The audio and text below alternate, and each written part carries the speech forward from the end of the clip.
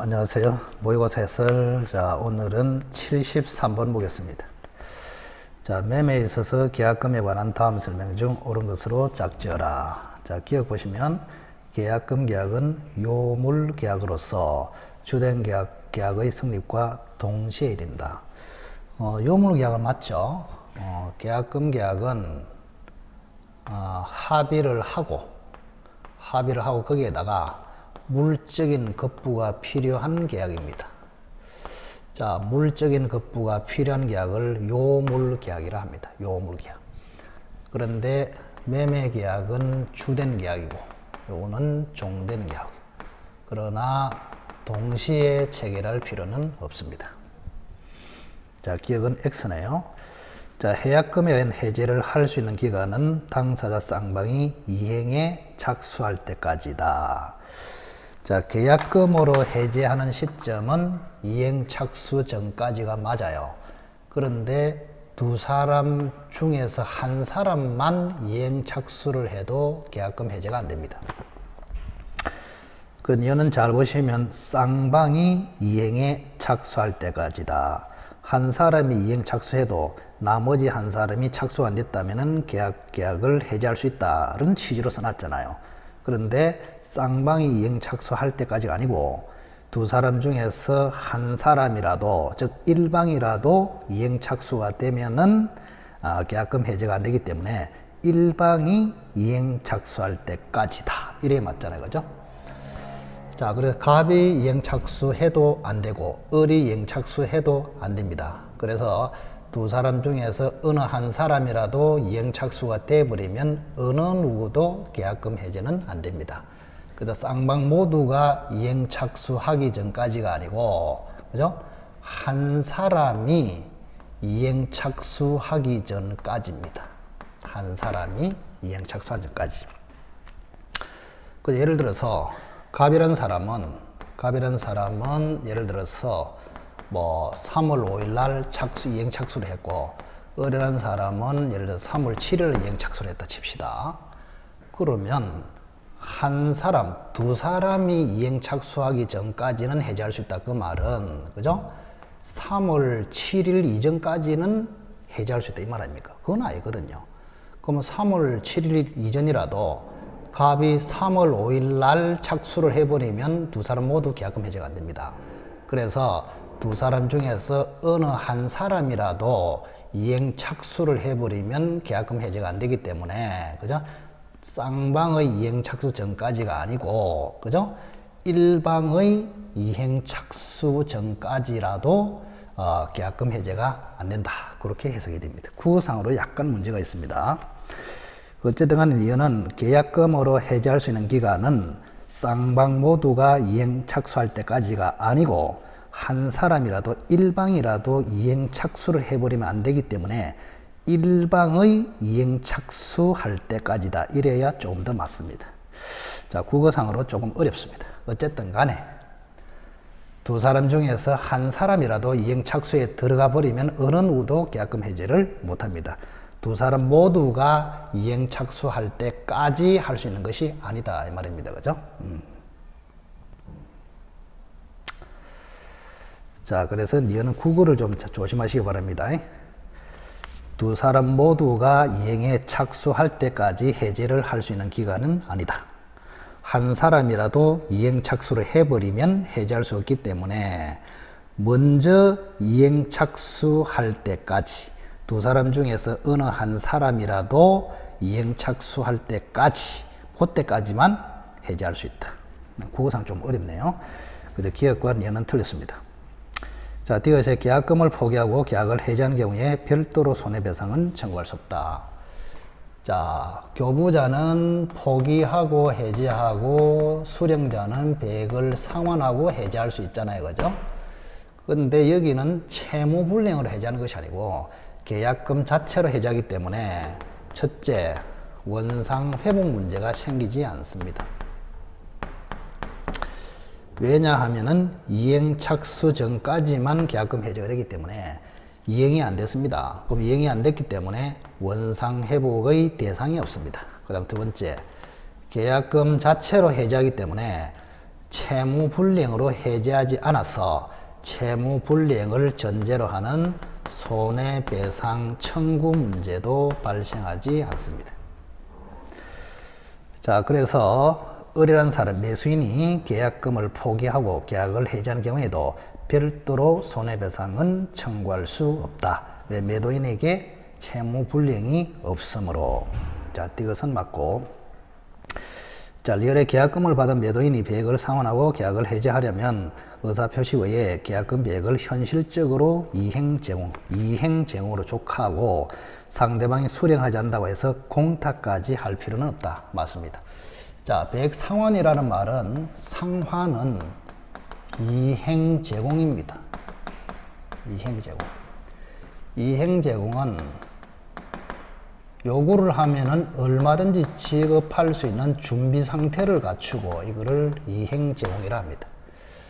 자, 따라서 갑이 배액을 상환했는데 배액을 제공했는데 을이 수령을 거절한다고 해서 갑은 반드시 공탁을 해야 하는 것은 아니다. 왜? 준비는 됐기 때문에 공탁 안 해도 계약금 해지는 가능합니다. 자, 계약금 해지 특징 두 가지. 원상 회복 문제가 생기지 않는다.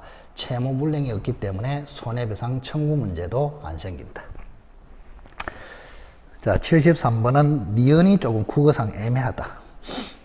해약금에 의한 해제를 할 수 있는 기간은 쌍방 모두가 이행에 착수할 때까지가 아니고 쌍방 중에서 일방이라도 이행 착수를 하게 되면 해제를 못하기 때문에 일방이라도 먼저 이행에 착수하는 일방이 이행 착수할 때까지, 그때까지만 해제를 할 수가 있습니다. 계약금 해제할 수 있다. 자, 아까도 자꾸 이야기했지만 갑은 3월 5일 날 착수했고 을은 3월 7일 날 착수했어.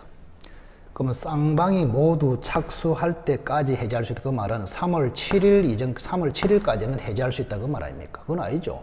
3월 7일까지가 아니고 3월 5일까지 해제할 수 있다. 두 사람 중에서 어느 한 사람이 이행 착수하기 전까지만 할 수 있다. 이런 뜻입니다. 그 니은이 국어상으로 문제가 되기 때문에 계속 반복해서 이해를 시키고자 합니다. 자, 어쨌든 73번은 디귿과 리을이 맞습니다. 자, 74번. 임대인과 임차인 모두에게 인정될 수 있는 권리. 임차권은 임차인의 권리. 보증금 반환 채권도 임차인. 비용상환 청구도 임차인. 부속물 매수 청구도 임차인의 권리입니다. 계약 해지권은 서로가 계약에 위반했을 때 끝낼 수 있는 수단. 이거는 임대인도 임차인도 모두 가집니다. 74번은 4번이 되겠죠. 자, 임대차에 관한 다음 설명 중 틀린 것은. 자, 임대인은 임차인이 사용 수익할 수 있는 상태로 목적물을 유지해 줘야 할 의무가 있습니다. 맞습니다. 사용 수익해야 할 의무. 요 의무 중에서 제일 중요한 게 수선 의무다. 이번에 보시면 임차물의 일부가 임차인의 과실 없이 멸실되어 사용 수익할 수 없게 된 때는 임차인은 당연히 차임을 지급할 의무를 면한다. 이거 시험에 생각보다 잘 나와요. 과실 없이 이걸 과실로 바꾸면 틀렸습니다. 그리고 당연히 지급 의무를 면한다. 당연히 감액된다. 그러면 틀렸습니다. 감액을 청구할 수 있다. 이렇게 맞습니다. 자, 일부가 임차인의 과실 없이 멸실되어서 사용 수익할 수 없는 때는 임차인은 당연히 없어진 부분의 비용에 차임을 지급할 의무를 면한다. 당연히 면한다. 당연히 그 부분이 감면된다. 당연히 감액된다가 아니고 감액을 청구할 수 있다. 감액을 청구할 수 있다. 당연히 감액된다. 당연히 지급할 의무를 면하는 것은 아닙니다. 2번이 X가 되겠습니다. 자, 기본서를 꼭 참고를 한번 해보세요. 2번이 정답입니다. 자, 3번에 기간의 약정이 없으면 당사자는 서로가 해지 통고를 할 수 있습니다. 맞죠? 기간을 정하지 않았을 때는 해지 통고로서 끝낼 수 있다. 임대인이 해지 통고하면 6개월 후에, 임차인이 해지 통고하면 1개월 후에 임대차가 종료됩니다. 부동산에 한해서 이런 이야기입니다. 자, 4번에 차임 연체액이 2개의 차임액에 달하면 해지할 수 있다. 맞습니다. 자, 해지 사유는 2기 이상 연체입니다. 2기. 유일하게 상가만 3기 연체입니다. 상가 빼놓고는 전부 2번 2기 연체가 되면 해지할 수 있다.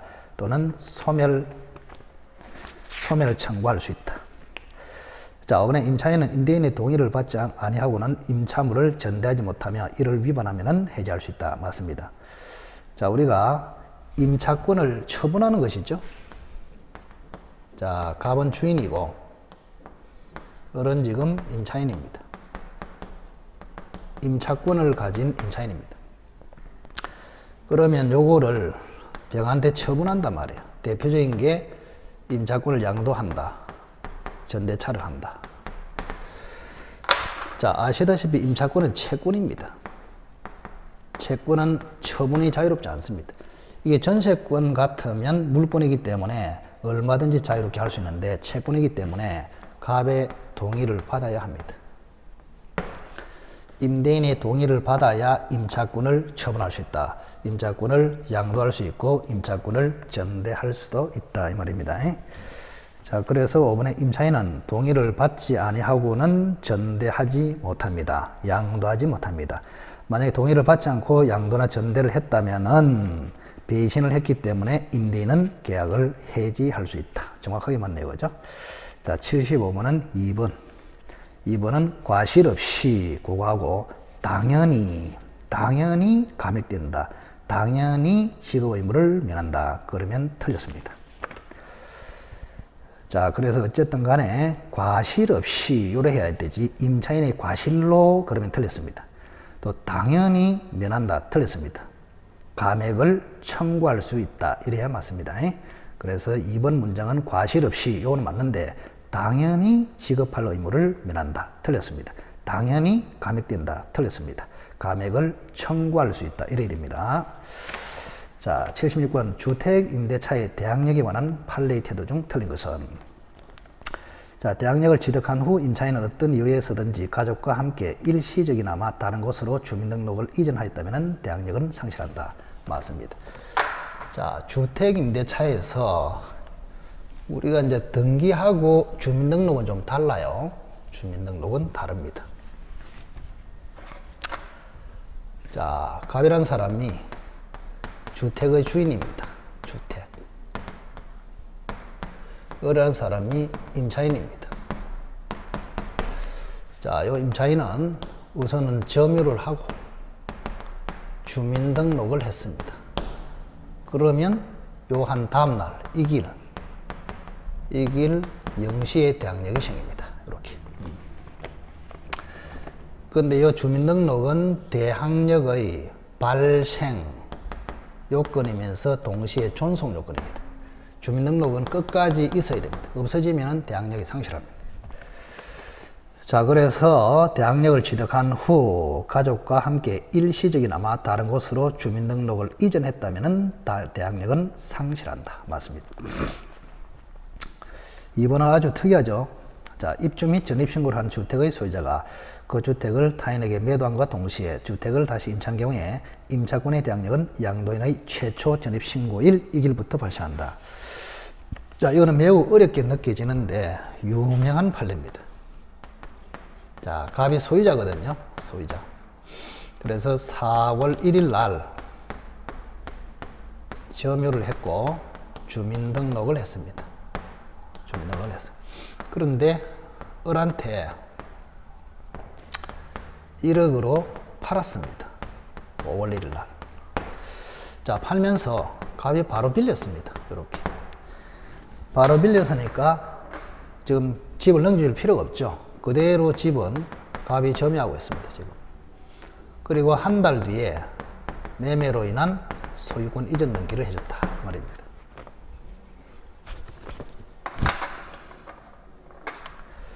자, 주택의 소유자가, 그죠? 자, 타인에게 매도함과 동시에 다시 빌렸습니다. 집은 그대로 갑이 가집니다. 그러면 소유자는 을입니다. 을이고 갑은 임차인이고. 그럼 언제부터 갑이 대항력을 가졌느냐? 이런 이야기입니다. 대항력권을 언제 갖췄느냐? 자, 가만히 보면은, 자, 6월 1일 이전까지는 갑이 소유자입니다. 그러면 소유자로서 계속 주민등록을 하고 있었단 말이야. 그러다가 6월 1일부터 임차인으로 바뀌잖아요. 이렇게. 자, 6월 1일부터는 을이 소유자, 6월 1일 이전에는 갑이 소유자. 그래서 6월 1일이 되기 전에 갑은 소유자로서 주민등록은 대항력권이 아닙니다. 그래서 6월 1일 날 소유자가 되는 순간, 즉 을이 소유자가 되는 순간, 즉 갑이 임차인이 되는 순간, 그죠? 소유자에서 임차인이 되는 순간 주민등록이 대항력권이 됩니다. 이렇게. 그러면 대항력권을 6월 1일 날 갖췄기 때문에 결국 다음 날 이길 0시 이때 대항력이 발생이 됩니다. 이렇게. 그래서 소유권 이전 등기 다음 날 0시에 대항력이 발생되는 것이지 최초 전입신고 이길 날 발생되는 것이 아니다. 그래서 이번은 주택임차권의 대항력은 주택 양도인 갑의 최초 전입신고일 이길부터가 아니고 매수인 명의의 이전 등기 이길부터 발생한다. 이래야 맞습니다. 2번이 틀렸네요. 자, 그래서 4월 2일 최초 전입신고일 4월 1일 아닙니까? 4월 2일 0시부터 발생하는 것이 아니고 6월 2일 0시부터 대항력이 발생합니다. 즉 매수인 앞으로 이전 등기 한 날 다음 날 0시부터 발생한다. 그래서 2번이 틀렸습니다. 좀 어렵죠? 자, 3번에 임차인이 임대인의 승낙을 얻어서 전대하고 전차인이 주택을 인도받아 주민등록을 마친 때는 그때부터 임차인이 대항력을 취득한다. 자, 이거를 이제 간접 점유자의 대항력 취득 문제를 합니다. 예를 든다면 갑이 주인이야. 집이 한 채 있었죠. 자, 을이 임차인입니다. 임차인 이렇게. 근데 을이 바로 병한테 전대차를 해버렸어. 전차. 그 집이 여기 와 있어. 지금. 이렇게. 자, 그러면 이 사람은 잘 보세요. 잘 보시기 바랍니다. 전대차다. 자, 이 사람은 직접 점유자이고 이 사람은 간접 점유자가 되어버렸습니다. 이렇게. 그래서 이 을이라는 사람은 집에 산 적이 없어요. 그냥 임대차 계약만 해가지고, 그죠? 그냥 전대차를 해버렸습니다. 바로. 그리고 집이 이쪽으로 바로 넘어가 버렸어. 점유한 적이 없어. 그래서 을은 간접으로만 점유권이 있고 병이 직접 점유가 되었습니다. 주의할 것. 대항력권으로서 주민등록은 직접 점유하는 자가 주민등록을 해야 대항력권이 됩니다. 그래서 을은 백날 주민등록을 해봤자 대항력권이 아닙니다. 헛방이다. 자, 을이 주민등록을 해야 대항력권이 됨으로써 대항력이 발생되고 을이 병이 참 직접 점유자 병이 주민등록을 해야 대항력이 생기고 이 병이 대항력을 취득해야 따라서 간접 점유자도 취득합니다. 이렇게 하면은 따라서 이렇게 조심하시기 바랍니다. 그래서 간접 점유자 스스로 대항력을 취득할 수 없어요. 직접 점유자가 대항력을 취득하면 덩달아 간접 점유자도 취득한다. 그래서 3번에 임차인이 임대인 승낙을 얻어서 전대하고 전차인이 주택을 인도받아 주민등록을 마쳤다. 즉 직접 점유자가 주민등록을 마치면 직접 점유자도 대항력 취득, 임차인 간접 점유자도 대항력을 취득, 그런 이야기입니다. 그래서 3번은 굉장히 중요하죠. 그죠? 꼭 기억하십시오. 간접 점유자의 대항력 취득 방법, 이런 이야기입니다. 스스로는 대항력을 취득할 수 없고 직접 점유자가 대항력을 취득함으로써 자기도 따라서 취득합니다. 자, 4번에 주민등록이 직권 말소되면 대항력이 소멸합니다. 판례 기억하십시오. 주민등록이 직권 말소하면 대항력이 소멸하는데 그러나 주민등록법이 정해놓은 이 절차에 따라서 재등록이 이루어지면은 기존의 대항력은 소급해서 유지된다. 이게 우리 판례입니다. 만약에 주민등록법 소정의 이 절차에 따르지 않고 간단한 방법으로 재등록이 이루어졌다면, 그죠? 기존의 대항력은 소급해서 유지되지 않고 선의의 제3자에게 대항할 수 없고, 그죠? 현재부터 대항력이 다시 생깁니다. 그래서 여기는 핵심이 주민등록법 소정의 요겁니다. 주민등록법이 정해놓은 절차에 따라서 재등록이 되면은 기존의 대항력은 소급적으로 유지. 주민등록법 소정의 절차에 따르지 않고, 그죠? 그 기간이 지난 다음에 재등록이 됐다면은 기존의 대항력이 유지되는 것이 아니고 기존의 대항력은 소멸되고 새롭게 대항력이 생김으로써 선의의 제3적에 대항하지 못하는 결과가 됩니다. 자, 5번은 지금 할 필요가 없네요. 5번은 좀 놔두고 나중에 민사특별법 하고 난 뒤에 다시 한번 보겠습니다. 자, 77번에 상임법 규정 중 보전금 액수와 관계없이 적용되는 거. 자, 우리가 상가임대차는요. 상가임대차. 우리 주택임대차하고 차이가 많죠. 주택임대차와 상가임대차는 차이가 많아요.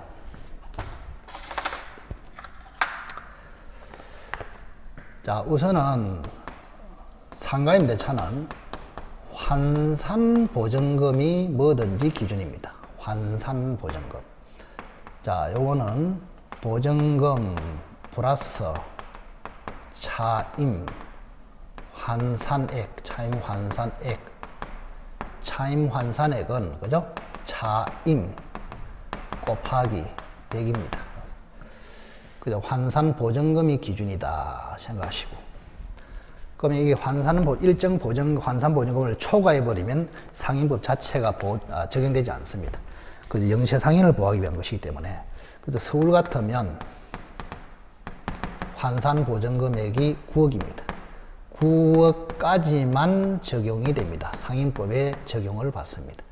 9억이 초과되면은 상임법에 적용을 안 받습니다. 이렇게. 서울 같으면 9억. 서울 정도는 하나 기억하시면 되겠죠. 자, 그런데 서울에서 만약에 10억이다. 환산보증금이. 그러면 9억을 초과했잖아요. 초과 시에도 적용되는 규정이 몇 개 있습니다. 거기 시험에 아주 잘 나오겠죠. 자, 보통 상임법 규정은 서울에서는 9억을 환산보증금액이 9억을 초과하면 상임법 자체가 적용이 안 돼요. 근데 몇 개 규정은 환산보증금액을 초과해도 적용되는 것이 있다. 중요하죠, 그죠? 첫째는 권리금 규정. 두 번째, 갱신요구, 갱신특례, 갱신규정. 세 번째는 3기 연체 시 해지 규정. 네 번째는 무슨 규정이 있을까? 권리금, 갱신, 3기 연체 시 해지. 그죠? 자, 대항력에 관한 규정. 대항력에 관한 규정이 들어 있습니다. 이렇게. 자, 요 네 가지는 반드시 기억을 하시기 바랍니다. 반드시. 3기 연체 시 해지.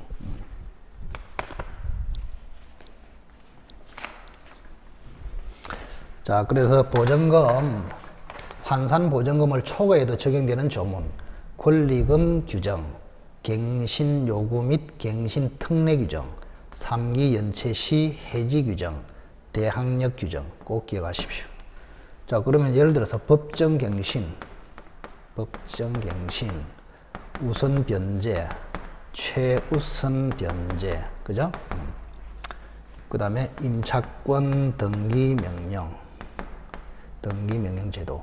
이런 것들은 환산보증금을 초과하면은 적용되지 않습니다. 대표적으로. 자, 그래서 이 4개, 5개니까 시험에 내기 좋죠, 그죠? 환산보증금을 초과해도 적용되는 규정, 대항력 규정, 권리금 규정, 갱신관련 규정, 3기 연체 시 해지 규정 꼭 기억하십시오. 자, 그래서 77번은 5번이 되겠습니다. 자, 78번은 집합법은 뭐 강의를 안 하고 있는데 별 의미가 없죠. 자, 1번에 서면결의 방법에는 재건축 결의도 가능하다. 맞고. 자, 이번에 관리인은 구분 소유자가 아닌 자도 제3자도 관리인이 될 수 있도록 하고 있다. 그래서 관리인하고 관리위원회 위원하고 다릅니다. 관리인, 관리위원회, 위원. 근데 집합법은 지금 투자 효과가 없어요. 거의 공부할 필요 없어요. 목판에 뭐 시험에 나올 만하다, 뭔가 정보가 들어오면은 간단하게 몇 가지 이야기하면 됩니다. 자, 관리인은 그죠? 구분 소유자. 아파트 입주자 해도 되고, 그 외부에서 초빙해도 돼요. 근데 관리비용은 반드시 뭐요? 구분 소유자여야 합니다. 법 조문에 그대로 돼 있어. 여기는 전부 다 암기입니다. 뭐 이해고목 없다. 자, 그래서 2번이 틀렸네요.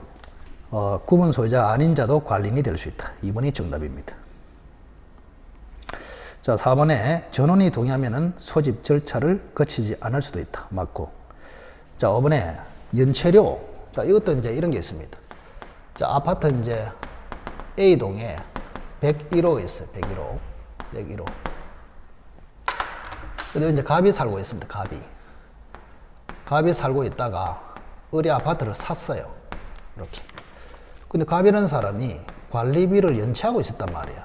100만 원. 근데 조사를 해보니까 전유 부분에 대해서 60만 원 연체, 공용 부분에 대해서 40만 원 연체 이렇게 됐어. 그럼 의리라는 사람이 갑의 연체 관리비를 책임을 지겠느냐, 이런 문제가 생긴단 말이에요. 근데 우리 대법원 판례는 나눕니다. 전유 부분에 대한 연체된 관리비는 을이 승계하지 않고 공용 부분에 대한 연체 관리비만 승계한다. 그래서 을은 40만 원만 책임을 진다. 그런데 연체된 관리비 40만 원에 대한 연체료 있잖아요. 연체료. 그래서 이 연체된 관리비에 대해서 연체료, 지연이자가 있잖아요. 연체료 이거는 승계하지 않는다. 책임 안 진다. 그래서 결론적으로 새로운 입주자는, 그죠? 자, 전유 부분에 대한 관리비 자체는 책임지지 않고 공용 부분에 대한 관리비는 책임지고, 이 공용 부분 관리비에 대한 연체료까지는 책임지는 것은 아니다. 요것만 책임을 진다는 것을 꼭 기억하시기 바랍니다. 그래서 연체료는 특별 승계인에게 승계되는 관리비에 포함되지 않습니다. 자, 79번. 자, 가담법에 관한 설명으로 틀린 것. 재산권 이전의 예액 당시 가액이 차용액 및 이에 붙인 이자의 합산액을 초과하는 경우에 한하여 적용이 있다. 맞고. 좀 더 보겠습니다. 자, 이번에 이럴 경우에 재산에 선순위 저당권이 설정되어 있는 경우에 그 피담보 채권을 공제한 나머지 가액을 말한다. 맞습니다. 이거는 뭐 이런 겁니다. 가담법은 간단하게 한번 볼까요? 간단하게. 지우고 한번 보겠습니다.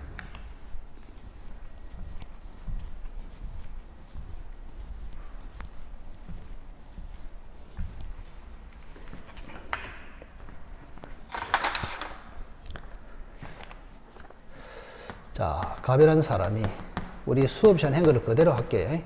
5억짜리 집을 가지고 있고, 을이라는 사람이 1억을 대여했습니다.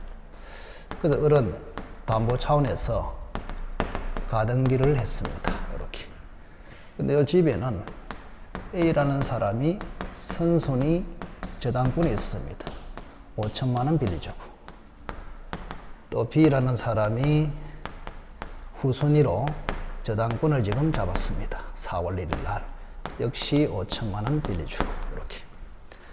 그리고 예를 들어서 갑이 돈을 빌렸는데 갑의 집이다. 그럼 갑-는 갑- 집이다. 그럼 물상보증인. 일단 갑의 집인데 갑-가 사버렸다. 제3취득자. 갑-는 물상보증인. 이 사람은 제3취득자. 이렇게 됩니다. 이 사람은 채무자, 물상보증인, 제3취득자. 자, 이게 가담법의 기본 틀입니다. 주인공이 이 사람이죠. 가등기 담보권자이면서 채권자. 가등기 담보권 설정자이면서 채무자. 이렇게 됩니다. 그럼 이 사람은 뭐요? 선순위 권리자.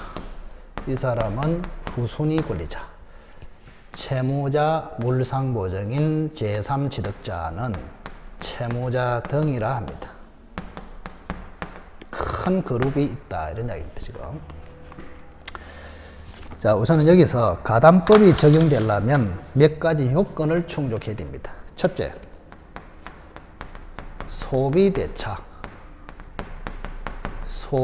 소비대차상의 채권을 담보할 목적이 있어야 됩니다. 소비대차 사건.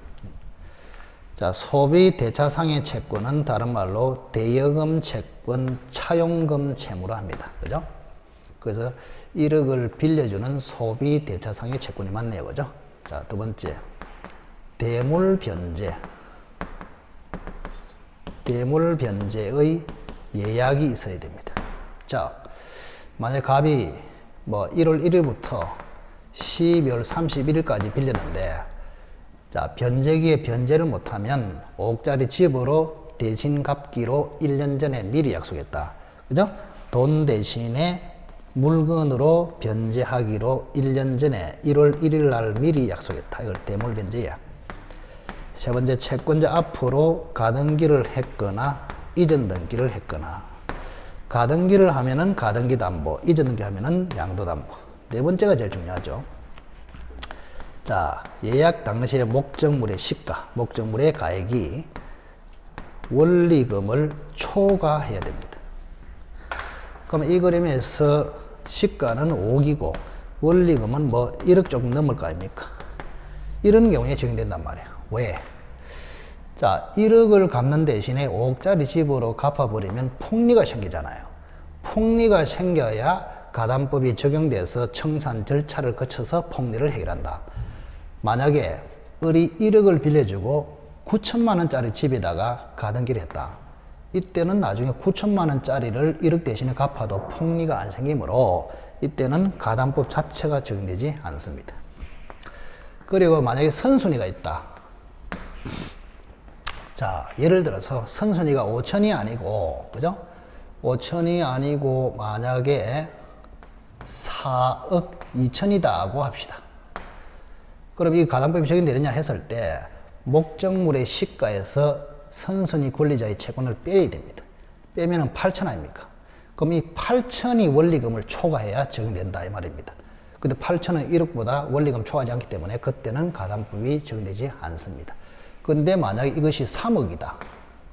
그럼 5억에서 3억을 빼면 2억 아닙니까? 2억이라도 원리금보다 초과하기 때문에 이때는 역시 또 폭리가 생기므로 가담법이 적용된다 이 말입니다. 자, 그래서 1번 맞네요. 예약 당시의 가액, 예약 당시의 시가가 차용액 및 이에 붙인 이자의 합산액, 즉 원리금을 초과하는 경우에 하나여 적용이 있다. 그래야 폭리가 발생하고 폭리가 발생되어야 가담법이 적용됩니다. 이번에 이럴 경우에 그 재산의 선순위 저당권이 설정되어 있는 경우에 그 선순위 저당권의 피담보 채권을 공제한 나머지 가액이 목적물의 당시의 가액이 됩니다. 그 이번도 좀 지문상에 약간 문제가 있죠. 이의 경우에 그 재산의 선순위 저당권이 설정되어 있는 경우에 그 선순위 피담보 채권액을 공제한 나머지 가액이 초과해야 되는 것을 말한다. 여기까지 해야 됩니다. 어쨌든 이번은 맞는 취지로 썼습니다. 자, 3번에 가담법에 의한 가등기 담보권의 설정 대상은 소유권, 지상권, 전세권이다. 전저질이 있어요. 5번. 전세권, 저당권, 질권은 가담법의 대상이 안 된다. 전저질. 전세권, 저당권, 질권은 가등기 담보권의 설정 대상이 안 됩니다. 전저질, 전부 저질인 권리는 가담법의 대상에서 제외. 그렇게 해도 되고, 이 전세권, 저당권, 질권 자체가 담보권이에요. 담보권에다가 다시 담보권을 설정한다. 이론적으로 안 맞기 때문에 여기는 설정 대상이 안 됩니다. 그래서 3번이 틀리네요. 그래서 3번의 전세권 요것 때문에 3번이 틀린 것으로 정답입니다. 전세권, 저당권, 질권은 설정 대상에서 제외. 3번이 답. 자, 4번에 매매대금 등의 지급의 담보와 그 불이행의 경우에 제재 내지 보상을 위하여 가등기가 경유됐다. 매매대금 채권을 담보하기 위해서 가등기가 됐다. 이때는 가담법이 적용되지 않습니다. 좀 전에 얘기했죠. 소비 대차상의 채권이 돼야 됩니다. 그래서 대여금 채권을 담보할 목적이 있어야지 매매대금 채권, 공사대금 채권, 외상대금 채권을 담보할 목적. 이때는 가등기 해봤자 가담법이 적용되지 않습니다. 맞고. 자, 이번에 담보가등기를 마친 부동산이 강제경매를 통해서 매각되면은 담보가등기는 소멸한다. 맞습니다. 자, 우리가 매각되면은 이 말은 낙찰이 되면 이 말이거든요. 담보권이 실행됐다 이 말입니다. 자, 담보권이 경매를 통해서 실행되거나 매각되거나 낙찰되면은 모든 담보권은 동시에 소멸합니다. 뭐 변제를 했냐 안 했냐 상관없이 무조건 소멸합니다. 그래서 하여튼 간에 담보권이 100개가 있어도 그 부동산이 그죠? 낙찰되거나 매각되거나 그래서 실행이 돼버리면 담보권이 실행이 돼버리면 모든 담보권은 소멸하고 우선순위에 따라서 배당에 참여를 합니다. 그래서 79번은 3번이 틀렸습니다. 자, 80번은 중간 생략형 명의신탁이네요. 간단하게 보겠습니다. 자, 갑은, 을은, 병은. 자, 갑이 토지를 가지고 있네요. 자, 을이 갑으로부터 토지를 지금 삽니다. 1억으로. 매매를 해. 근데 을은 병 명의로 등기를 해두기로 병의 양해를 받았다. 그럼 병하고 지금 명의신탁 약정을 했다 이 말입니다. 그죠? 그래서 등기를 맡긴 사람을 신탁자, 부탁을 받은 사람을 수탁자. 그래서 갑에서 바로 등기를 해버렸습니다. 병 앞으로 이렇게. 자, 요거를 이제 우리는 세 사람이죠, 그죠? 그래서 삼자간입니다. 그다음에 을이 신탁자가 수탁자한테 맡긴 게 계약을 맡긴 것이 아니고 등기를 맡겼습니다. 등기 명의신탁이라 합니다. 등기 명의신탁. 그리고 원래 갑에서 을로 등기를 했다가 을이 병한테 등기를 해야 되는데 중간에 을 명의를 생략하고 바로 했잖아요. 그래서 중간 생략 등기하고 비슷하잖아요. 그래서 중간 생략형이다 이렇게 부릅니다. 자, 이게 시험에 굉장히 잘 나오죠, 그죠? 삼자간 중간 생략형 등기 명의신탁. 삼자간 중간 생략형 등기 명의신탁. 자, 명의신탁이 허용되느냐? 자, 원칙은 금지됩니다. 실명법 4조에 의해서. 근데 예외적으로 허용되는 경우가 있습니다. 허용되는 경우. 자, 그 세 가지를 꼭 기억하십시오. 허용되는 경우 세 가지. 하나는 부부끼리, 법률상 부부끼리 했을 때, 그 다음에 종중이 개입이 됐을 때, 세 번째 종교단체가 개입이 됐을 때, 불법 목적이 없는 경우에 하는 이야기입니다. 불법 목적이 없을 경우. 그러면 자, 만약에 시험에서 부부나 종중이나 종교단체가 나오면 허용입니다. 근데 그 말이 안 나오면 전부 다 금지예요. 그럼 80번은 요 말이 안 나오기 때문에 금지됩니다. 그러면 4조에 따라서 명의신탁, 약정은 무효, 약정에 따른 물권 변동, 등기 이전도 무효 이렇게 됩니다. 그러나 매매 자체는 아무런 문제가 없잖아요. 이거는 유효가 됩니다. 자, 그럼 여기 보세요. 등기 이전이 무효니까 갑에서 병으로 소유권이 못 남아갔죠. 그래서 상대방 갑, 매도인 갑이 여전히 소유자로 확정이 되어 있습니다. 이렇게. 자, 여기서부터 이제 문제가 생깁니다. 자, 이와 관련하여 옳은 것을 골라라. 자, 1번에 갑과 을 사이에는 유효한 매매 계약이 체결된 것이다. 맞네, 그죠? 매매는 유효합니다. 1번은 맞습니다. 이번에 병은 소유권을 취득한다. 병이 소유권 취득했습니까? 등기 이전이 무효이기 때문에 갑이 여전히 소유자, 병은 소유권 취득을 못했습니다. 2번은 X. 자, 3번에 을과 병 사이에 유효한 명의신탁 약정이 체결된 것이다. 을과 병 사이의 명의신탁은 무효입니다. 무효인 명의신탁입니다. 4조에 따라서. 그래서 3번도 틀렸네요. 유효한 명의신탁 약정이 아니고 무효인 약정이 체결된 것이다. 3번도 X. 4번에 을은 병에게 A 부동산이 자신의 소유임을 주장할 수 있다. 을은 병에게 자신의 소유임을 주장할 수 있다. 틀렸죠. 그죠? 소유자는 갑 아닙니까? 갑. 그래서 을은 갑에게 소유권 이전하라는 청구를 할 수 있지만 을이 느닷없이 병한테 내가 소유자다 하면서 주장할 수는 전혀 없습니다.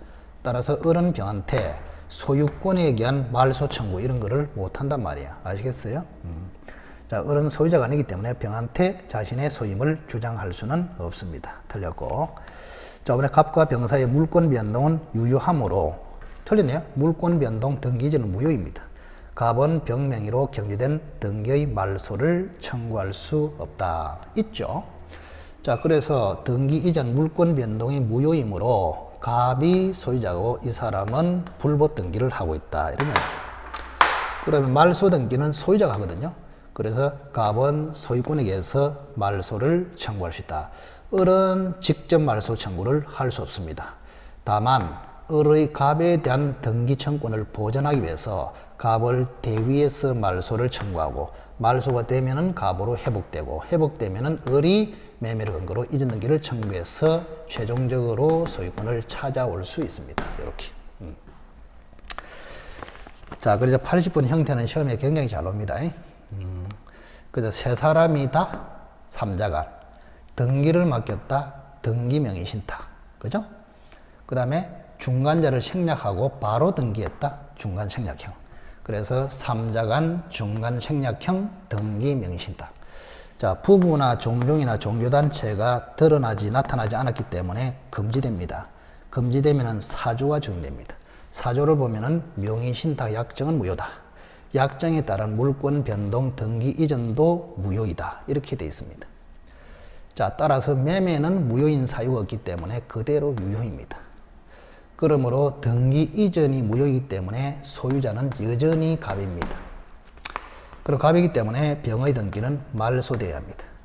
말소 청구는 소유자가 합니다. 따라서 을은 소유자가 아니므로 말소를 청구할 수 없고 을은 병한테 소유자임을 주장할 수도 없다. 병은 소유자이기 때문에 말소를 청구할 수 있다. 그런데 을이 말소를 직접은 청구할 수 없지만 을은 갑을 대위해서 말소를 청구할 수 있다. 말소가 되면은 갑으로 등기가 회복되고 회복되면은 을은 기다렸다가 매매를 근거로 이전 등기를 청구해서 찾아올 수 있다. 이런 이야기입니다. 자, 그래서 80번은 1번만 옳고 나머지는 틀렸다 이겁니다. 자, 이것으로 처음으로 지금 모의고사를 쳤는데요. 항상 당부드렸지만은 8월 달까지는 매월 말에 시험을 훈련 차원에서 응시해야 됩니다. 참석은 반드시 해야 돼요. 훈련을 하지 않으면 자기 단점을 발견하지 못해가지고 시험장에 들어가면 엄청난 실수를 가져옵니다. 그래서 철저하게 참석하되 8월 달까지 정도는 점수에 너무 예민하지 마시고 시험 치고 나면은 제가 강의했듯이 이 40문제를 정확하게 공부해서 자기 것으로 만드는 게 중요합니다. 만약에 모의고사를 6번 쳤는데 전부 그렇게 자기 것으로 만들었다. 그 사람은 무조건 합격입니다. 그래서 잡다한 것을 많이 보려고 하지 말고 현재 내가 하고 있는 것을 가급적이면 정확하게 소화해서 내 것으로 만들겠다. 이런 생각을 하시기 바랍니다. 저도 작년에는 시간이 없어서 이런 여러분들의 서비스는 전혀 못했습니다. 근데 올해는 좀 시간이 많아서 어쨌든 서비스 차원에서 나름대로 열심히 하고 있으니까 많이 참조를 해서 도움이 됐으면 좋겠습니다. 자, 이것으로서 모의고사 해설 강의는 마치겠습니다.